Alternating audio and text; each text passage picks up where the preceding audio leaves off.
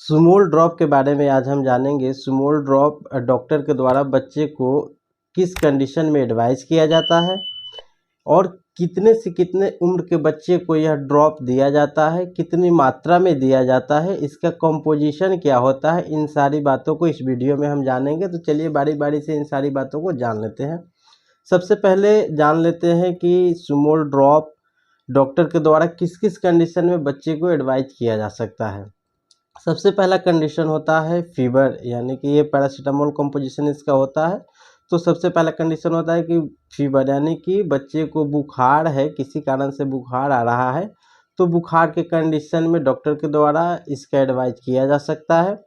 इसके बाद दूसरा कंडीशन क्या होता है, अगर बच्चे को मांसपेशियों में दर्द है या पेट दर्द है या चोट के कारण दर्द है, यानी कि बच्चे को किसी भी प्रकार का दर्द है, तो उस कंडीशन में सुमोल ड्रॉप का एडवाइस बच्चे के लिए किया जा सकता है डॉक्टर के द्वारा। इसके अलावे अगर बच्चे को दांत निकलता है, जब बच्चा जो है जैसे ही 6 महीने पार करता है, 7-8 महीने का बच्चा होता है, तो उस समय जो है दांत निकलता है। तो दांत निकलते समय क्या होता है, जो मसूड़ों में सूजन होता है और उसके साथ जो है काफ़ी तेज़ दर्द होता है और कभी-कभी जो है दर्द के साथ बुखार भी आता है। तो उस कंडीशन में भी सुमोल ड्रॉप का यूज़ डॉक्टर के द्वारा एडवाइस किया जा सकता है। अब जान लेते हैं कितने से कितने उम्र के बच्चे को यह ड्रॉप दिया जाता है। 0 से 12 महीने, यानी कि अगर बच्चे का उम्र 1 साल से कम है, 12 महीने से कम है, तो उस कंडीशन में इस ड्रॉप का यूज़ किया जा सकता है। और कितनी मात्रा में करना है इसको हम देख लेते हैं।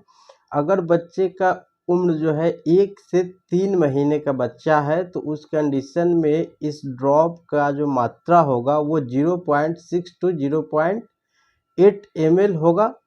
इसके बाद अगर बच्चे का उम्र 3 से 9 महीने का बच्चा है, तो उस कंडीशन में इसका जो डोज होगा वो 0.8 से 1.2 ml होगा। और इसके बाद जो है अगर बच्चे का उम्र जो है 9 से 12 महीने का है, तो उस कंडीशन में इसका डोज 1.2 टू 1.5 ml तक इसका डोज हो सकता है। और इसका डोज जो है जो पेडियाट्रिक डॉक्टर होते हैं वो कैलकुलेट करके डिसाइड करते हैं।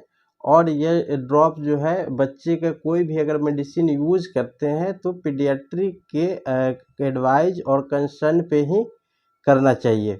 अब हम इसके कंपोजिशन के बारे में जान लेते हैं। तो इसका कंपोजिशन 100 mg, यानी कि 100 मिलीग्राम पर ml होता है। यानी कि अगर बच्चे को यह ड्रॉप 1 ml देते हैं तो उसमें पैरासीटामोल का मात्रा जो होगा 100 मिलीग्राम होगा।